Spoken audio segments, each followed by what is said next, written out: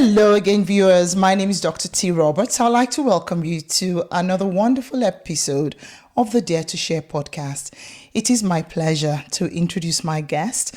Her name is Zita Tangwa Ndeshe. She is a native of Cameroon. She's a Cameroonian and a Canadian. And today we're going to be focusing on her story. You will recall that this podcast aims to encourage women using the stories of other women, sharing their victories through the difficulties that they might have gone through.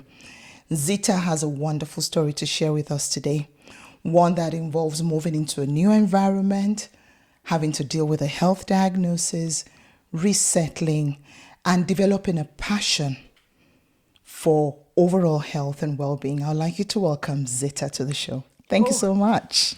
Thank you, Dr. T. Thank you so much for having me in your show, Dare to Share. I want to appreciate you for what you're doing because it's necessary for us as immigrant women to see women who are successful like you and who are, thank you, and who are using their platforms to make sure that other women do not go through the challenges that we all went through when we just came to Canada. Absolutely. And just serving humanity. So thank you for that, for being a servant leader. Thank you so much.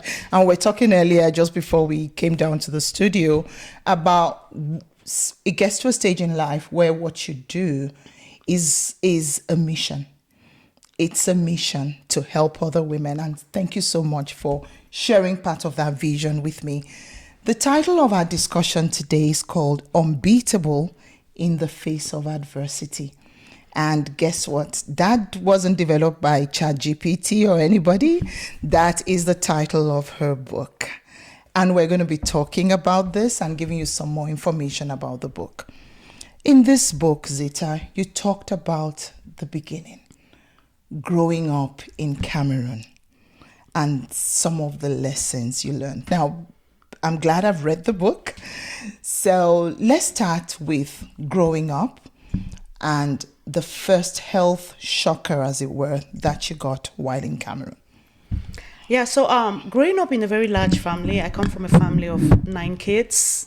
I have 8 siblings, 7 sisters, lovely sisters, and 1 brother.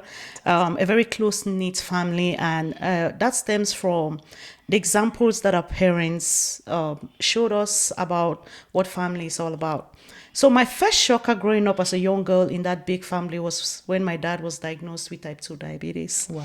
And we had no idea what diabetes was. And he is someone who is very, very resilient. I think I take that after him.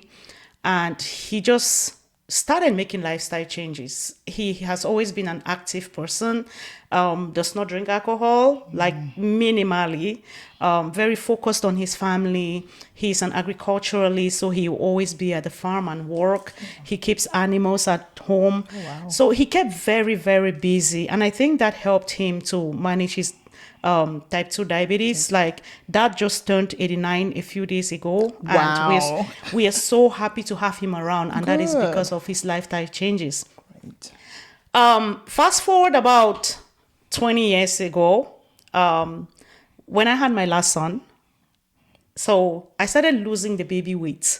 And I was very excited. I'm like, oh, finally. And I knew this was my last one. So I had the opportunity to lose that weight. And I'm like, okay, this is the trajectory. I'm going to just get back in shape because it has been 3 kids in a row. And I really didn't take time to take care of myself in all of that. And a lot of women go through that, right? Yeah. So it became very concerning. I started losing my color. I had dark patches around my back. And so I was peeing a lot at night. I was drinking a lot of water. And my husband is like, maybe we should just go to the hospital and find out what's happening.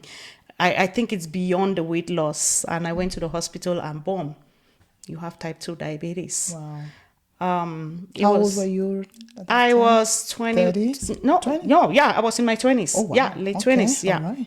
yeah. 20 years ago, I just turned 47. So that should be, I was 27. I was 27. When you were That was early onset. So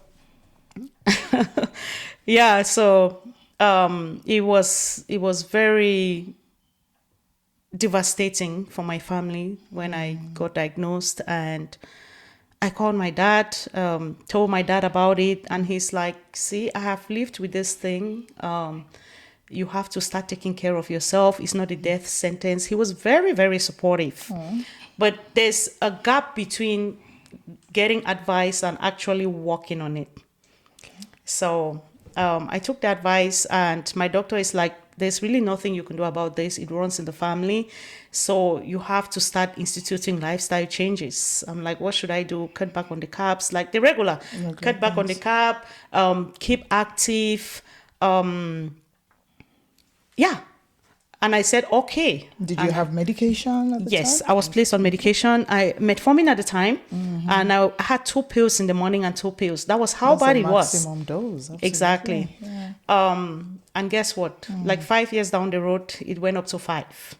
Wow. Yeah, because I didn't do anything. I relied entirely on the medication, meds. and my situation was going worse and worse. Yeah. So even though you were on the maximum dose of metformin, and metformin is one of the first line treatments for diabetes, your sugars were not coming down. No, it wasn't. And they had to go, like, sometimes we do go over the maximum, which for you was 5 pills a day.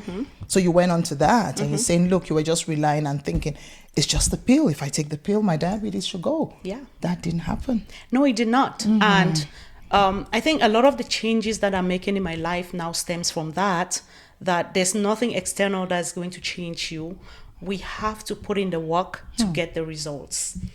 So in 2008, I was diagnosed with breast cancer on top of that. I'm just hearing this for the first time. Zita, you're a survivor. I am. Wow. So, yeah, I laugh over it now, but it was one of the toughest times in my life. That same year, my husband had the visa to travel to Canada. Like, very few people had heard about the Canadian visa. At the time. So he had to travel. He had the visa to come to Canada, and he almost refused to come. And we had 3 young kids. And I told him, I got to the place where I'm like, I have to beat this. But if I do not, you have to go to Canada, because that's the only other chance our kids will have. Yeah. And I was only a tough 27. decision. It was like he came the day before his visa was expiring because he did not want to come. I'm like, you have to go, because even if you stay and I die, our kids will still not have anything to lean on. So we have this opportunity, use it, and then we trust on if I have to take treatment or anything, we trust on that. So he came to Canada, and then I went to the US, and my brother was working at the MD Anderson Cancer Center. I had to start chemotherapy in Cameroon, but he was like, "No, Zita, please, just come over here for a second opinion." So I went to the US and did all the tests, and it came out that I do not have breast cancer. Wow. So I don't know if I'm a survivor. Well, but you got the diagnosis at some point. course I I think did. the key thing here is a young lady starting off her life, and boom, you have 2 chronic diseases. Yeah. Immediately you have type 2 diabetes, very, very difficult to control. And then you got the news of cancer as well. Yeah. That was a lot. And at the same time, you had to deal with your husband leaving and traveling and moving abroad to start a new life. How did you manage to cope with all of these at the same time? So remember I made mention of the fact that I grew up in a family of 9 kids. So it was very difficult for me. I was a needy child. So it was very difficult for me to get attention in that crowd, because it was not only 9 kids. We had like cousins who were living with us, and my poor mom had to spread herself thin for all the kids. And I was the more needy one. So I always felt that I had to be an overachiever to get seen. So in school, I will have to be first yourself. because when I come back home, that's the only way I'm going to get some attention. Yeah. So I think that's a positive now because it makes me to be a go-getter. Yeah. I don't do it for vanity's sake now like I did before. You do. I do it now because I want to serve. I want to be Absolutely. the light for other women. course. Yeah. So I think that resilience that I developed early in life helped me during that time. Okay. Secondly, I had a group of very close friends who were there for me, who would encourage me, who would call me. And we had a prayer group Okay. that we attended. It was moving up to Pentecost Sunday for Catholic Christians. So we had this novena that like 9 days of prayers leading up to Pentecost. Okay. So I poured my heart into that novena. And I think if I had a spontaneous remission, it's thanks to a those healing. prayers. Absolutely. Yeah, it's thanks I to those believe in prayers as spiritual well. healing. Yeah, Absolutely. so and that is why I say I go back to the pills with diabetes.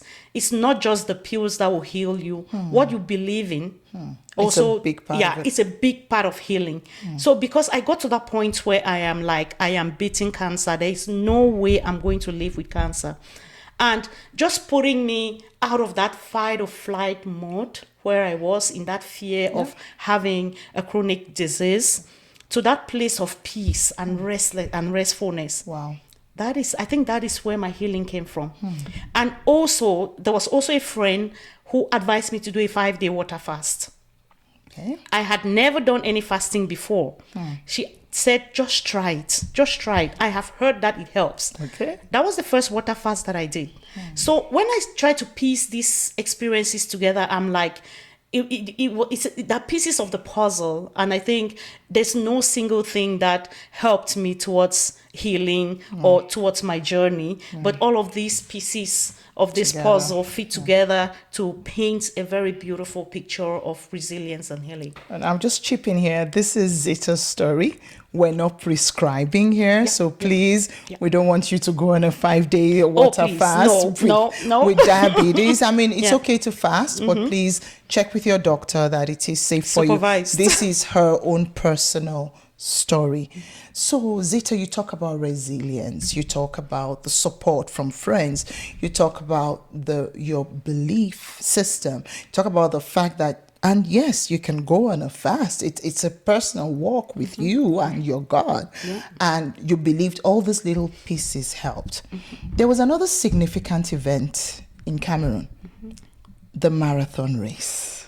Yeah. Remember where? Because that again was another place where you were able to learn something more about life. Would you like to share that with our audience? Yeah. My sister always tells me that this speaking your heart over big. Like in What does pidgin. that mean? Yeah, it means that I am too courageous.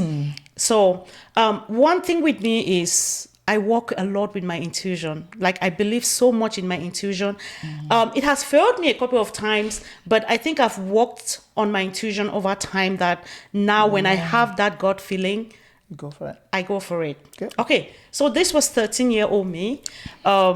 In Bambili, we have the cultural week where students come from all over the country, and we have events. Like it actually creates some bonding between children from Bambili origin. So this marathon race had to be run, and one of my friends had run this race 2 times in a row, and she came out first. I'm like, one, I don't see her do any practicing. If she can come out first, and I don't think she's stronger than me, so I'm going to do it vanity again. But then the attention, you can imagine Exactly. what that would have done for you. Exactly. If I can win this race too. Oh, of course. I'm going to get another 5 minutes hype with dad and mom and my other siblings. So I went and told my dad we had to pay 500 francs, like an equivalent of $1. All right, Yeah. for it. So I went and told dad. And my dad was a primary school teacher. It's not like we had so much money. So for him to sacrifice 500 francs was a lot of money. At the time. Yeah. So that is taking money from family resources and investing it in something that I was not prepared for. In my 13-year-old mind, I didn't look at that bigger picture. Yeah. I just wanted to prove to my friend that if you can do it, I can do it too. So race started. 5 minutes into the race, I lost my breath. I could not continue. Like, we had not even gone up to 1 kilometer.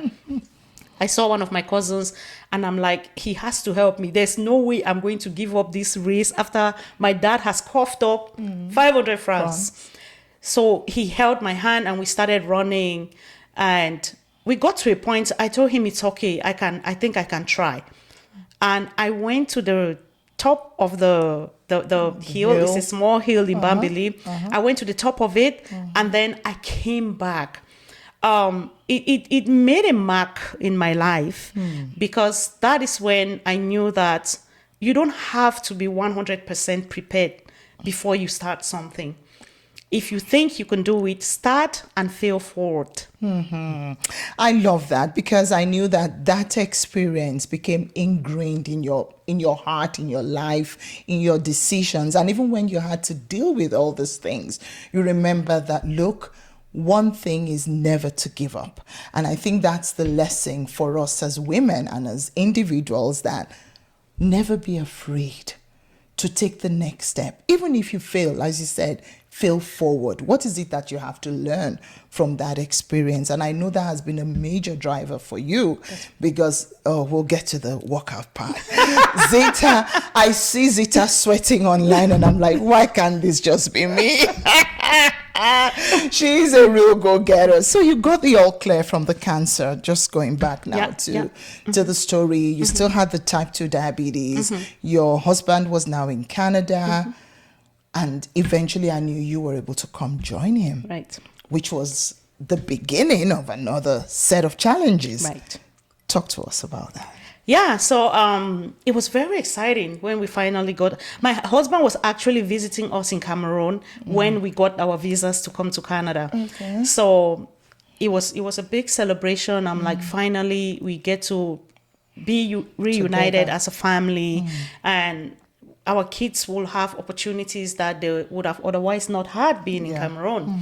So at that time, my mom was in the US with I have 4 siblings out there. Wow. So mom was there with them. And then when we got our visa, mom started insisting she wanted to come back home. And my brother is like, you have a green card, so just wait. You don't need a visa to go to Canada. Just wait. When Zita comes, then you can visit. You can visit and even spend some time with them. But mom kept insisting she wanted to go back. And finally, my brother is like, okay, if you are insisting, then she wants to come and do a big send-off for us. And that's a family tradition. Exactly. Okay, so mom comes back. And mom has always had gastritis. All right. And with her menopause symptoms, she would have muscle cramps in her feet.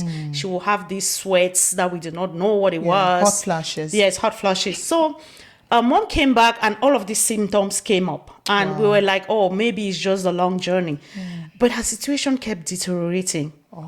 Took mom to the hospital, and the doctor said, so when she came back, I had bought new beddings for her, decorated her bedroom. I'm like, welcome, mom. We are happy to have you back. She was out there for like 9 months. So we took mom to the hospital, and the doctor said she has like an obstructive digestive system. Oh, she had an intestinal obstruction. Yeah. So they had to do a surgery. Oh. Did the surgery. Mom came out of surgery very well. The next day she went into a coma. The next day she passed away. You're kidding me. Yeah. So sorry about that. Yeah. You know what? Maybe she knew. Maybe she just wanted to come see you. And this is the first time I have talked about this story without breaking down. Oh. So Sip it's some growth. tea. Oh, sure. Sip some tea. I have green tea here from Japan. So thank you. So You're welcome. It's growth for me because it's something that I've been working on. One of my mentors told me that as a woman, when you get very emotional, people see more of the emotion and they forget about the message you're trying to drive across. So that's something I've been working on, and I think I'm well ahead of the game. Take your flowers, girl. You're such a strong woman. Yeah. Look at all these battles that I don't think you talked about mom in this book. Maybe you did. You didn't. You didn't, because I've read the book and that's so must have been really devastating. I lost my mom about 7-8 years ago. I still miss her. Oh my! I Like still when miss that her. day comes, it's that week is it's a lot for me, and I think it goes back to like growing up. I felt like I did not have enough of her, but when I had my own kids and she would come stay with me, and I really like before she even traveled to the US, she was with me for about a month. I think that was the time that we really bonded, and it was at the end of it. So I hold those memories. She passed away in my hands. Wow. Yeah, so I cherish those Of moments. course. And we Yeah. should always do that. Always Yeah. cherish those moments, Yeah. cherish those memories. And Zita is quite fashionable. The other day I saw a picture of your mom. I sent her you a DM and I said, I know where you got it from. Oh, she was such a Very beauty. stylish, beautiful She woman. was a beauty. Like, I look at her now and very modest. Wow. That's something that I have to learn from her. It's okay. Be yourself. She was very modest and a beautiful woman who committed her life to her kids. Wow. And a lot of the things that I do now is like a commitment to her. Like, you know what? You didn't live. She passed away at 68. I'm like, you didn't live long enough to enjoy us. So I'm gonna do what I need to do so that I can live long and take care of my kids and grandkids. That's cool. The way you did. That's good. May her soul continue to rest in Amen. peace. And her memories and her legacy lives on. We see that in you and in all that you do. So you moved. Yeah. Now, that move in itself opened up another set of challenges. Talk to us about that. Yeah. So coming to Canada, I mean, my case is, I would say, it's not as bad as someone who just lands in Canada, knows no one.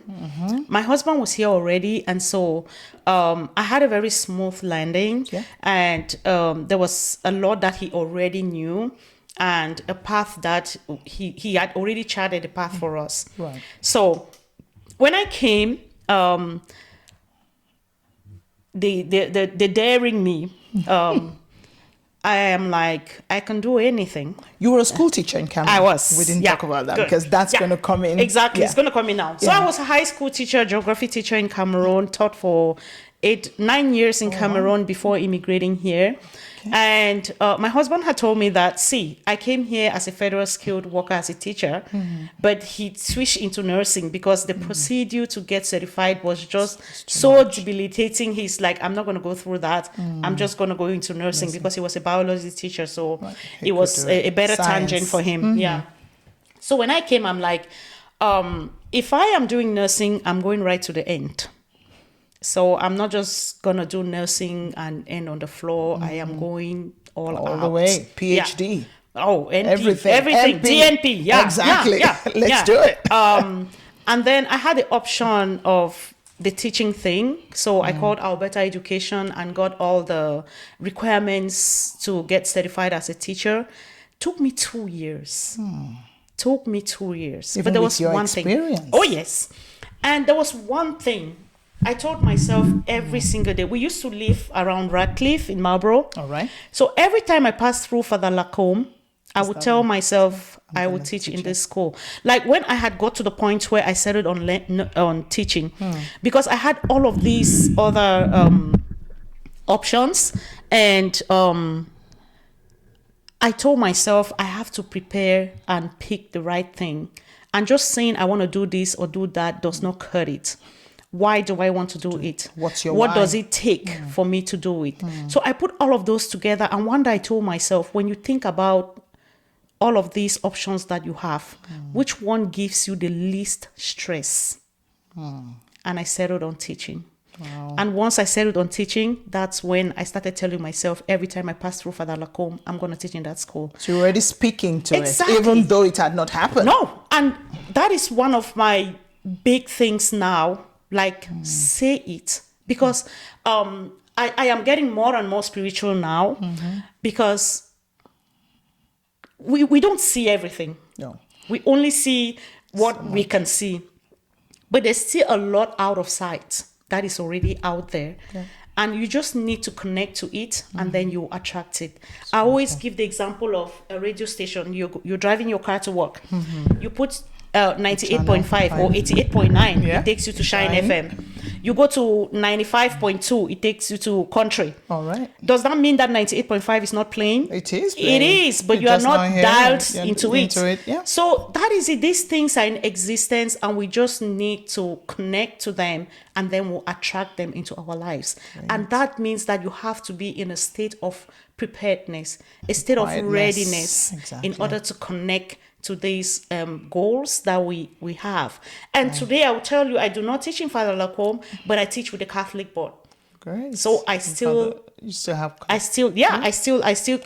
that goal met down the road, but I had my North Star and I focused on it. Fantastic. So I think that's another good one. I mean, my personal life, there are times I had hoped for a lot of things. One of it was starting my business and owning my business in Canada, and that was very daunting. I remembered reading books because I love to read and to listen to podcasts, say people that have done it well, how have they done it? And which is exactly what you're teaching us today. And one of the things I've learned is when you write down your goals, write it in the present. Yeah. Even though it hasn't happened, say, I will teach, or I am teaching, or I see myself teaching. Write it in the present, like it's actually, because that has really helped you. That's right. And now you're working as a teacher. Oh, yeah. And how is that going? Oh, my God. So that's another story on its own. All right. So took me 2 years to get certified as a teacher here in Canada. But I had to go and do the Bridge to Teaching program. And God bless Alberta Education. That's cool. For telling me to go back and do this Bridge program. Because if I went into the classroom, I would have been very embarrassed. Aww. The teaching system in Africa, let me not say Africa. Let me speak about what I know. No, it's probably similar. It's very different from what we have here. In Cameroon, I taught high school geography. I knew my geomorphology to my fingertips. I could get into class and memorize and speak everything. And then the students have to spit it out to me. That was teaching in Cameroon. It's hands-on here. So it's very different. So I really appreciate the fact that I had to go through that preparatory course for me to get into teaching. So I'm done with teaching. Finished school, there were no jobs. Wow. I started substitute teaching. I substitute taught for 2 years, like driving all over the city. I have to drive to different schools every day. And I think that really helped me in my experience because you go to different schools every day, you meet different students, you meet different staff, and you get to learn from all of that diversity. Absolutely. So that made my experience more richer. Robust. Absolutely. Yeah. So 1 year, 2017, I applied for like 8 jobs. Yeah, because that's what happens at the start of each school year, at the end of each school year, jobs are posted and then you apply for the next school year. And only one school called me back. And this class was a special needs class. I have zero special needs experience. So I went for that interview and my principal called my references that same day and I got the job. You did? I did, but it was a special needs class. I have zero experience. And when I went to the classroom, so the principal said, you can come into the classroom and just see, since you don't have any experience, just look at what the teacher is doing. And I'll be remiss if I do not mention one of my mentors, Evelyn Ashije. Evelyn helped me so much. She's another woman. Because sometimes women always feel all women are haters. No. Evelyn wasn't. Evelyn was ready to hold your hands. She still is. So she held my hand. She told me, Zita, this thing may be challenging from the start. She has done it. And she's like, once you get a hang of it, you would love it because you will feel like you're actually making a difference in their lives. And that's exactly what happened. So I went into that classroom and the teacher was like, I didn't hear anything good about the students. And I get it. She's a first year teacher. She was a first year teacher. She didn't have any kids because with this class, your mom instincts have to kick in. Yeah. So she resigned from teaching that year. Yeah. So that summer was a very heavy one for me. And like I said, Evelyn was very supportive. That's good. Yeah. Thank you, Evelyn. And when I actually started teaching, the first few years were very challenging, but I met educational assistants who had been teaching, who had been in that The class system, the previous year. So I just stepped back and let them run the show. And I know that I'm a very fast learner. So I let them run the show. And once I got a hang of it, I'm like, okay, I'm ready. Yeah, I'm ready. And it has been life-changing for me. That's so good. And thank you for that, because it takes a lot to even teach regular children. I know. Children with additional needs Yeah. come with other different challenges. Right. And thank you for stepping up into that role and helping our children. Yeah.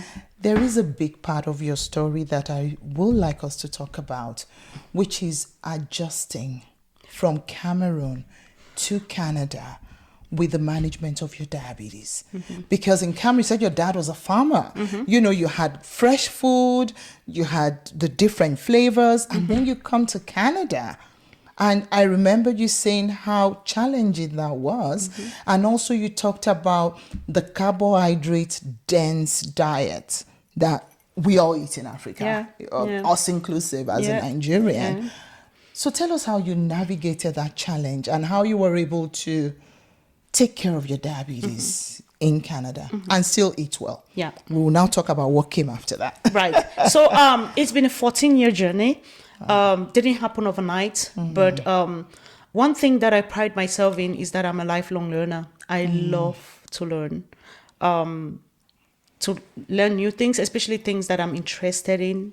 I love to dive deeper. So when I came, we came with a lot of food from Africa, like dried vegetables and all of that. Thanks, Canada, for letting us bring them in. Right. So, but there was no way we could rely entirely on the food that we brought. So our rations will run out and we have to start looking for stores. And at the time it was only, do we have to call stores? Will it be like promoting them? Doesn't matter. So we had just one African store that was here, and I had to go by bus because when I didn't have a car, my husband would use the car to work, and Another one. Yeah. I would go by bus, and so it would take so long to get there. And after a while, I'm like, there's no point.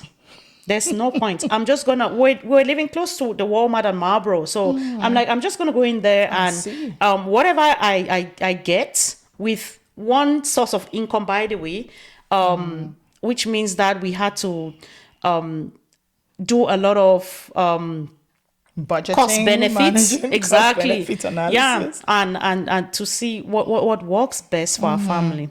One funny thing that I remember when I just came, in Cameroon, when your kids take like pastries to school, it's a status symbol. Like people look at them like rich kids.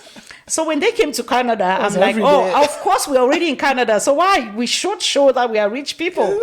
So I will make pastries and give them to take to school. And I got a call from the principal. She's like, do you know about the Canada Food Guide? I'm like, what is that?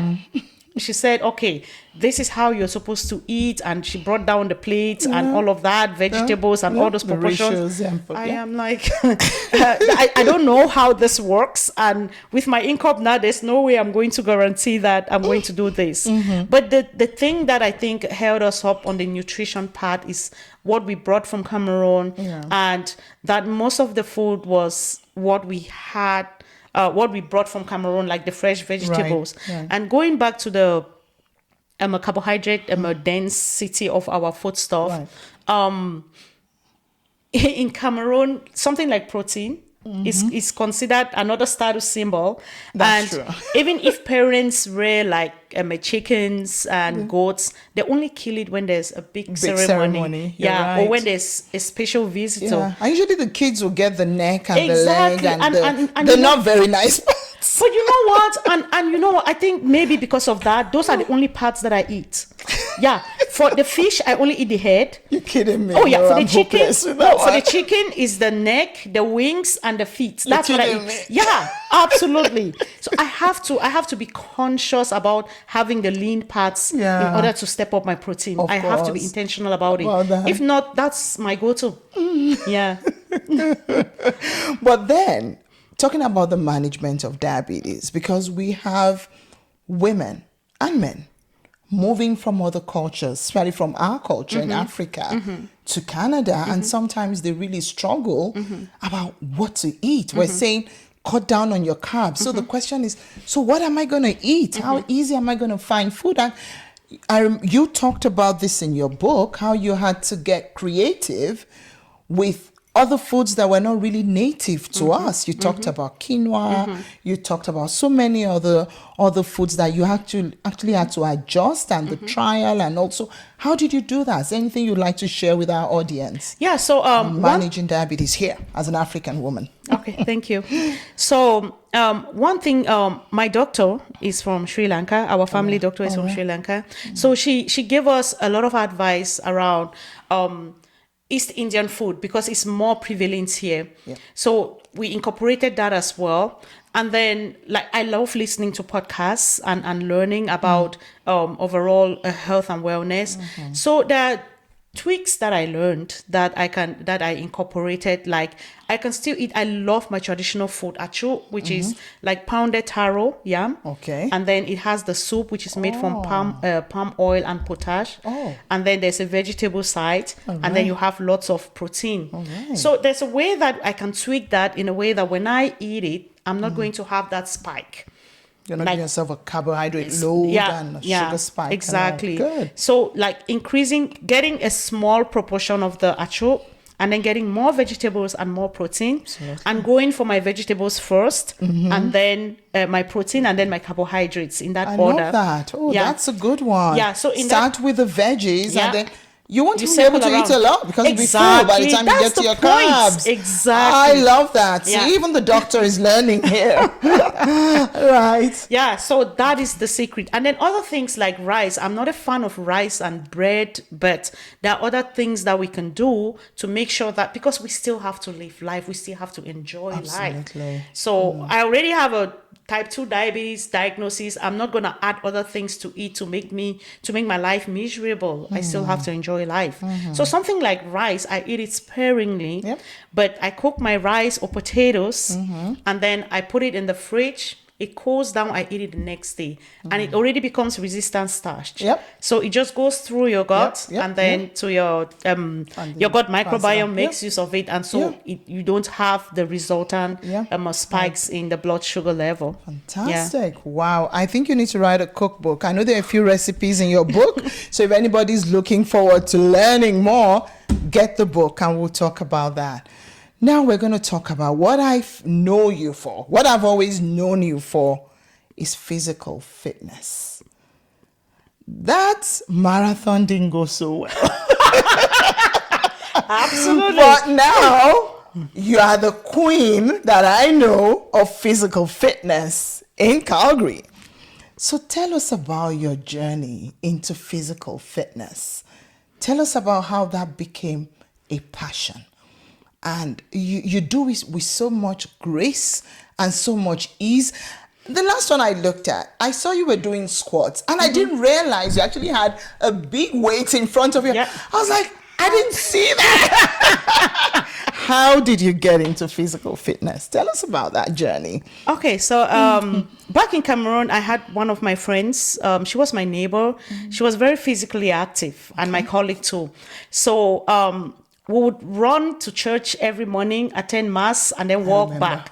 So that helped me manage my diabetes, but it was only for a very short period of time. So I would do this back and forth thing. I must see good results, and then I'll fall through the cracks. And I would tell you honestly, the reason why I actually started physical fitness is, one, I was working at a day home. Okay. Before teaching? While teaching. Oh, God. No, I was still at school. All right. So one day I went to work, and this client that I was working with, she said, "Oh my God, Zita, are you pregnant?" Hello. I am like, that was really direct. Exactly. But I'm like, no. But that hit home. That hit home. Like, why would he say that? Like, I was carrying a lot of visceral fat. So I'm like, I have to do something. I went on Facebook Market that same day, and I was looking for a treadmill, and I saw one. It was 2 houses away from my house. That is how the universe works. If you listen, you will hear. You will hear it. So I 2 bought doors away 2 from doors you. away. I pulled it to my house. I actually pulled that treadmill to my house, took it down to the basement, and I'm like, I'm going to start working out. Started and fell back again. When I started doing this job as a special needs teacher, I am like, there is no way. It's a class that is high. You have hyper vigilance. You need to be hyper vigilant, and it's a high energy. It's very demanding. So, and when I started that class, I made a commitment that I have 3 regular kids of my own, and these kids, their parents did not do anything for them to have kids like this. So I made a commitment to do my best to support them. Thank you again. And the only way I could support them was to take care of myself first. Absolutely. So that is how I started. I will get up in the morning, walk out.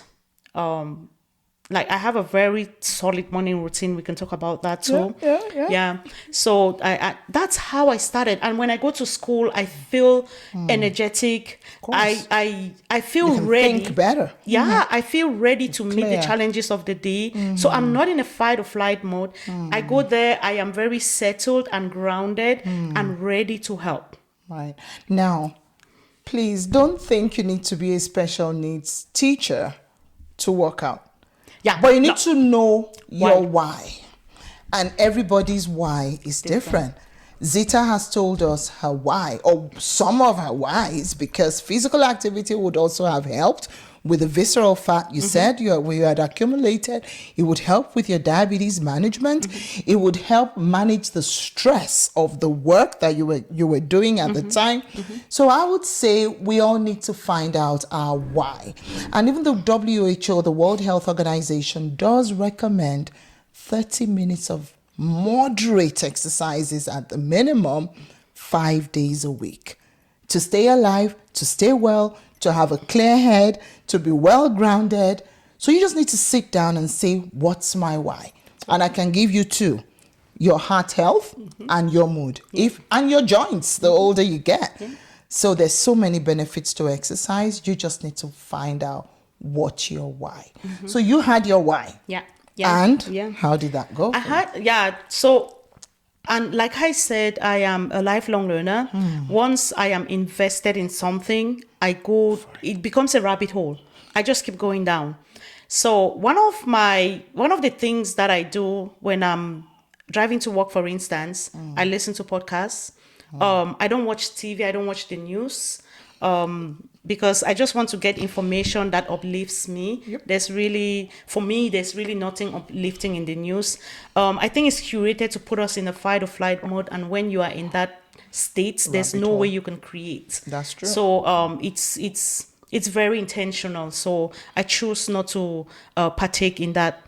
So I started in my class and I'm like, okay, I need to get better.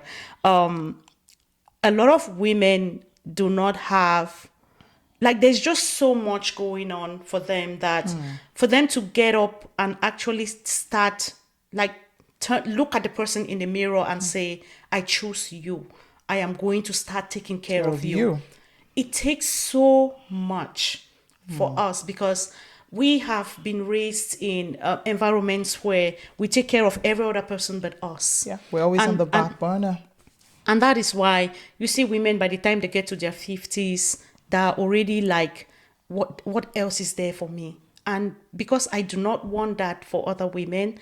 Remember, I said I'm the 7th in a family of 9. So I have 6 sisters ahead of me who were already going through menopause and all of that. And I saw what was going through. And I'm like, there's something different that can happen in this situation. So I started working out and I'm like, in order for me to be able to speak from a place of knowledge and authority, I need to deepen my knowledge about health and wellness. Yes, I can come and talk all day about my experiences as a diabetic, but if I'm not talking from a place of knowledge, who is going to listen to me? Come on, we're in Canada. So, and being an enthusiastic lifelong learner, I went back to school. Yep. And it was such a miracle, like, huh. So after I started teaching, I wrote my first book, Unwrapping the Gift. Oh, wow. Yeah, which is Okay. just strategies to help immigrant moms, because I realized that most of my students were immigrants and their moms. It's like a dear. double-edged sword. There are immigrant women struggling to settle down in Canada with all the inherent challenges, and then they have a child with a special need. Wow. So It's a double whammy. yeah, so my book was just about strategies to help. Good. When I wrote this book, I wanted to give back. So it's another long story. I just don't want to. So I started this Breakfast for Change program back home. Oh, wow. So all the Cameroon? proceeds, Yeah. in my village, Bambili. So I got to know that there's a special needs school in my village. Oh, wow. I did not know about it. Look at that. So it was just so timely when I was saying I want to give back, and then I got to know about the school. Send the proceeds of the book there. And it's because when I came to Canada, my kids had the breakfast program in their school. Right. So at that time, when I was studying, I was going to school and doing 2 full-time jobs. Oh, I did Zita. not have to worry about breakfast for my kids because they were given food in school. So that's where I got my inspiration. I'm like, some other people donated food for my kids. So if I have the opportunity now, 100%. and with all the interest that I have in special needs, I should do the same. So I started the Breakfast for Change program. That's beautiful. From the sale of that book and this one. Right. We are providing breakfast to the students of Our Lady of Consolation Special Needs Center in Bambili. That's beautiful. That has been going on for 4 years now. So they have Fantastic. breakfast every single day. Fantastic. Thanks to the purchases that you make of my books. Thank you. So for every purchase you make, and we're going to talk more about that, part of it will go back to Cameroon to help children that really need this support to have breakfast at school. So at least their parents won't have to worry about that. Yeah. It's one less thing to worry about. Yeah. That's so good. Thank you so much for giving back. Awesome. So let's go back to your physical fitness journey. Yeah. So after, so when I got a Certification? purchase. Yeah. Yeah. Yeah. So I went to the Integrative Nutrition School in New York, a 1-year program. So I got certified as a health coach. And when I finished, I'm like, this is not enough. Yes, I'm a health coach. Oh my God, I know. You're a go-getter. You wanted more. I wanted more. Like, I'm like, this is not enough. Like, the courses were very robust. And I got to learn a lot. That's where I got introduced into physical fitness and all of that. But I'm like, I want more. Then now I got registered in the International Institute for Sports Science. Wow. And that is where I got certified as a personal trainer and a nutritionist. Look at that. Let's go, Thank girl. you. Yeah. And when I got certified, I'm like, I have to teach by example. Like, I can't go and sit somewhere and I'm talking about physical activity, the positives of it, and I do not represent that. So, yeah. So that is one thing that really motivates me. And then I'm 47, I'm getting to 50, and everybody says, oh, when you get to 50, that's where you go downhill. And I'm like, not me. I'm 55, Look almost at her. 56. Look at her. And still rocking it. So Right. don't give up. You Right. can still do it. We were talking just before the show, and I was talking about, having an exercise bike for my cardio and my weights. And sometimes it's just dance aerobics, but I move. Yeah. And that's enough. That's something. Yeah. So it's not a downward trend though. No, I disagree with that. Yeah, it's not. But you have to do something in order for it not to be a downward trend. You cannot sit on your laurels and expect results. You have to put in the work. Exactly. And we have to get to that mindset where we need to take care of ourselves. Like, my goal is to just live my life, drop down, and I'm out. There's only a one way out ticket for everyone. Absolutely. So how do you want that end to be? And we have to start preparing now. And just so you know, ladies, it's never too late. Never. The best time to have started an exercise routine was yesterday. Yeah. The next best time is now. Now. Yeah. No And excuses. No excuses. And you don't have to do what I'm doing, because I've been doing this for 5 years. You have to build up to it. Okay. For women over 40, Doc, you know this better.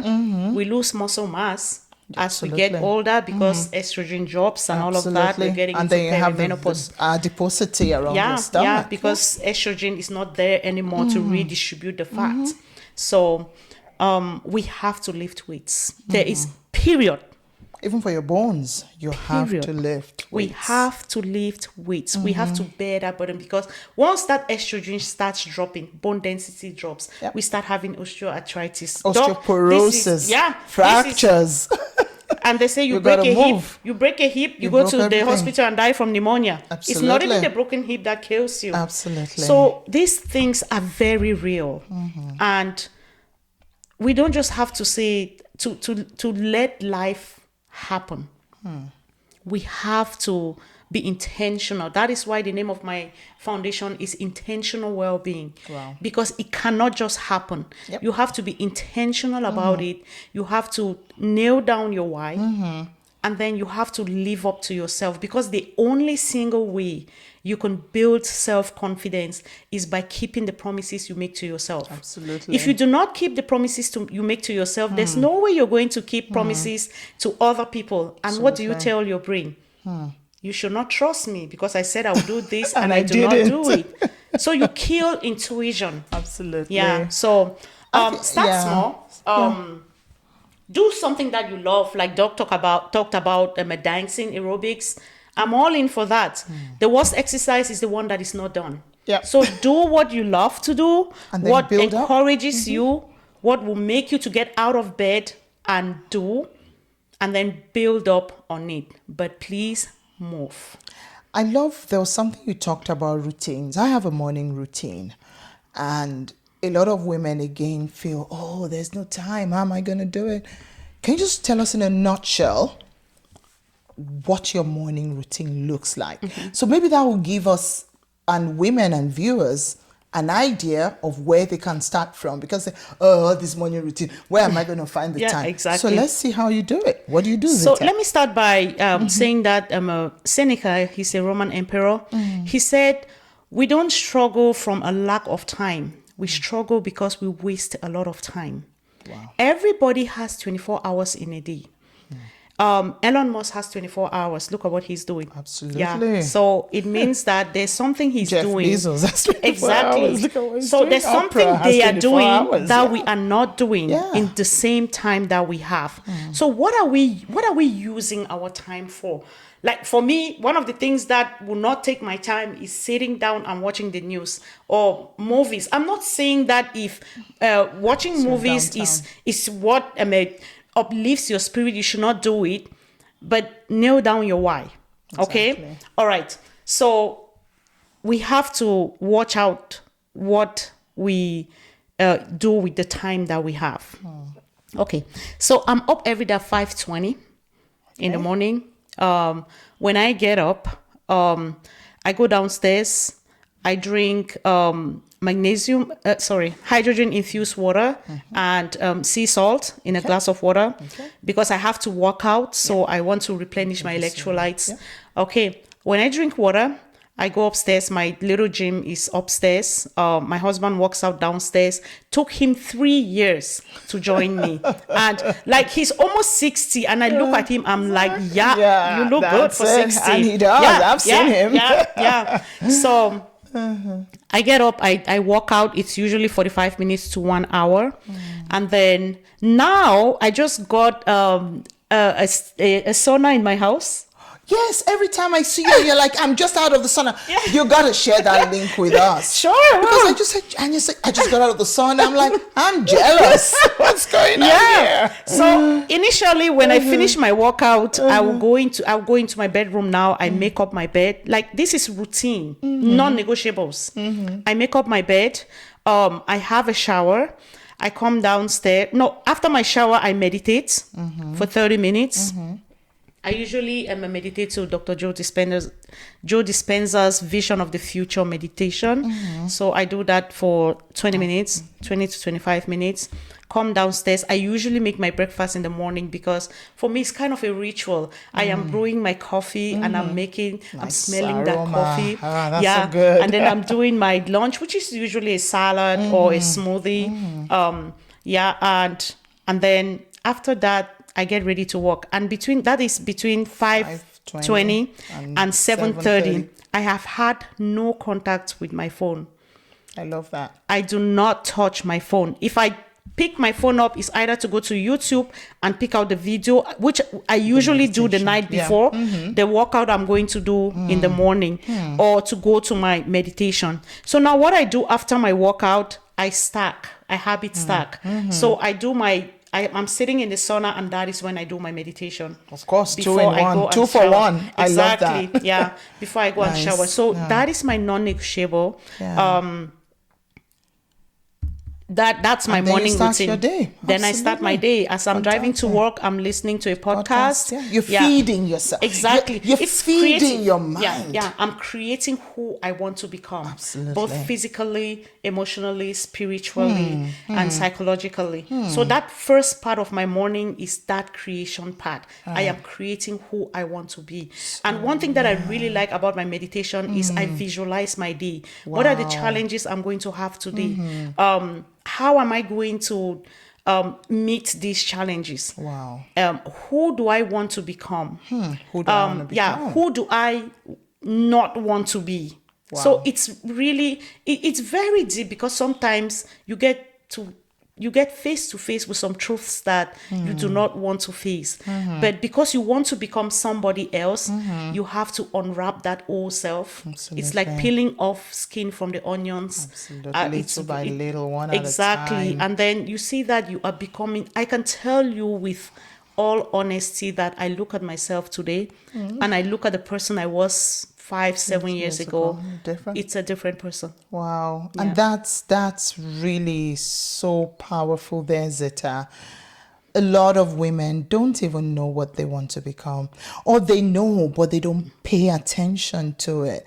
And your routine might not be exactly what Zita's is, but ask yourself, what is it I am doing to become that person that I want to be, that person that I visualize myself to be. If you don't eat food and starve, you will die. Of course. So as we feed our bodies, I think it's time to also think about feeding our souls and feeding our spirits.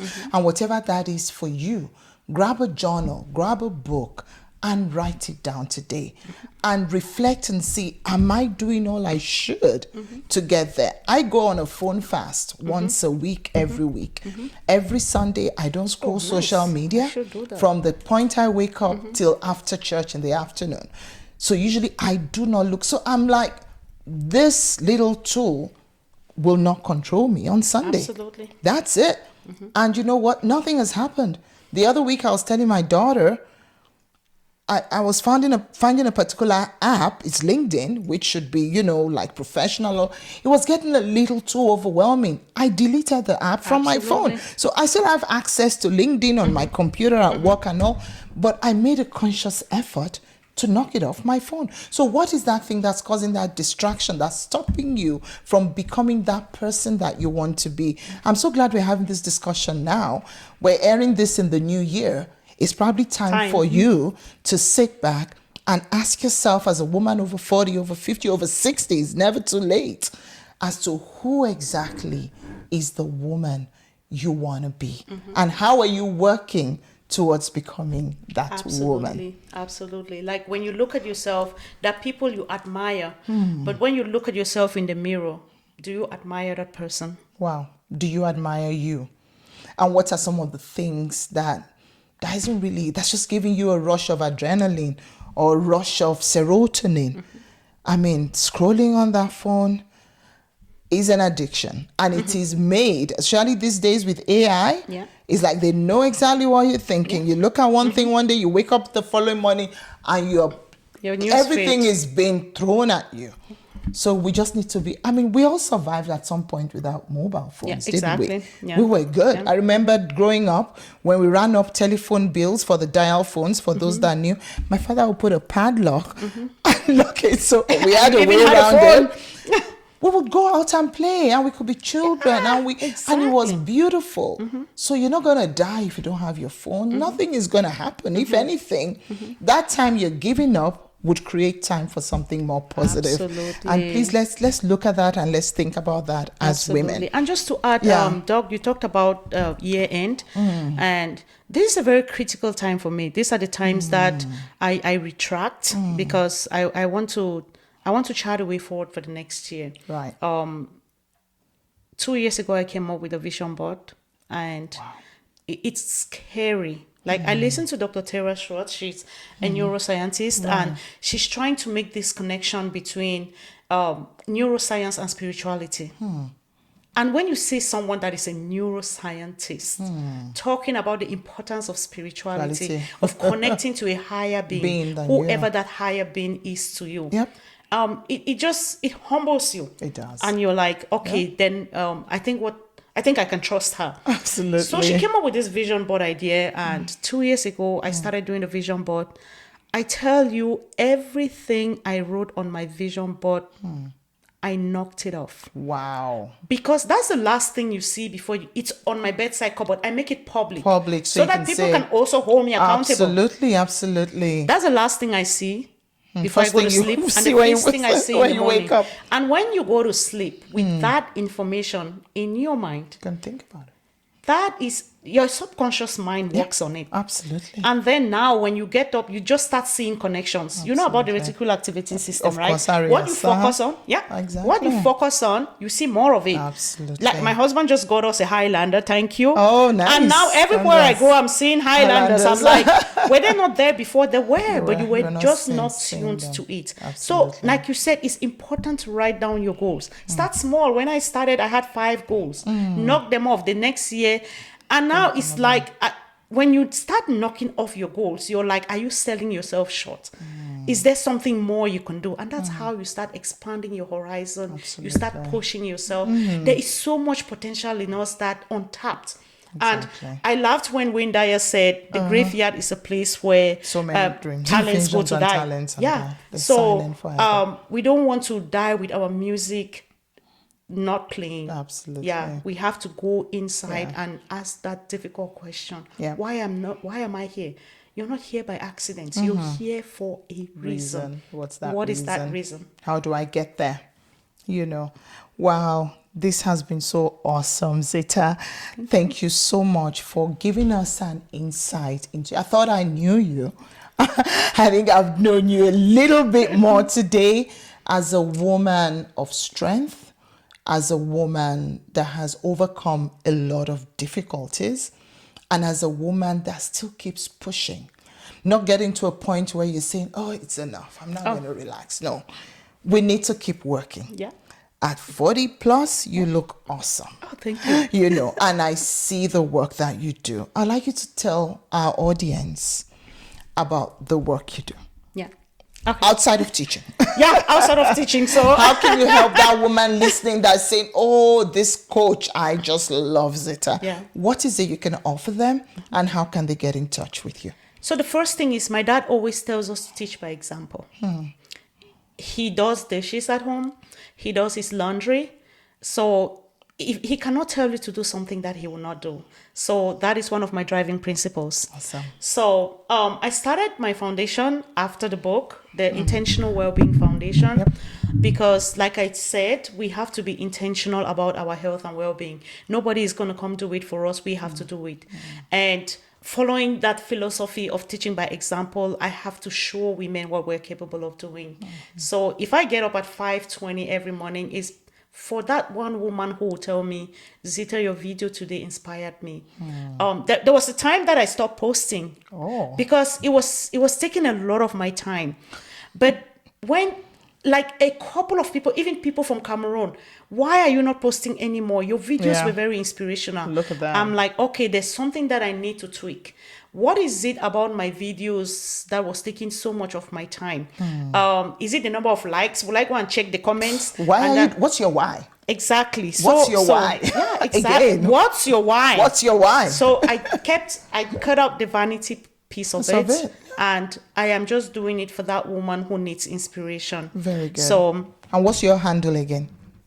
Intentional well-being. Intentional well-being on Instagram. On Instagram and Facebook. I see that. Awesome. So So my goal is to show women what is possible for them, help women on their journey to health and wellness. Awesome. We are actually running a program now for Francophone women. Good. So we do group exercises every Saturday morning for 1 wow. hour. Nice. We also have mental health talks and nutrition talks and cookouts. We go visit African stores just so they can know where to get food.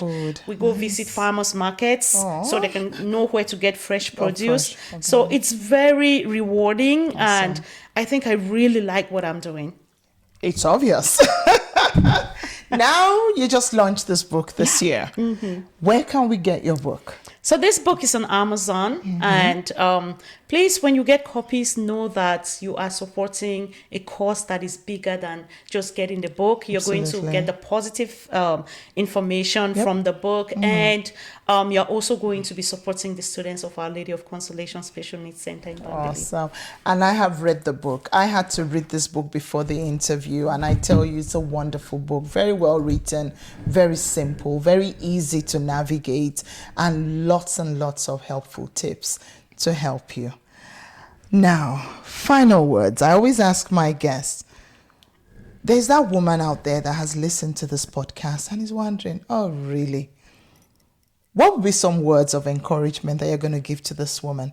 This woman that has a health challenge, this woman that has young kids, this woman that has a stressful job, this woman that's just trying to start off on a vision board that doesn't even have any idea of what 2026 holds for her.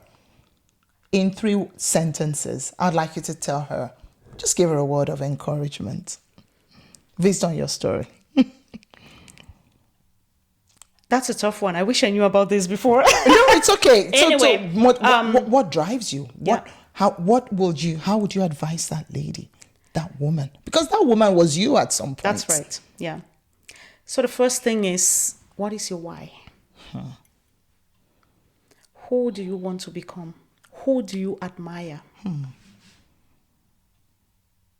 When you ask yourself that question and you identify that person that you want to become, then you start looking for the ways that person, or the strategies that person used to get to where they are. Absolutely. And know that you're here for a reason. Wow. You will not be doing it only for you.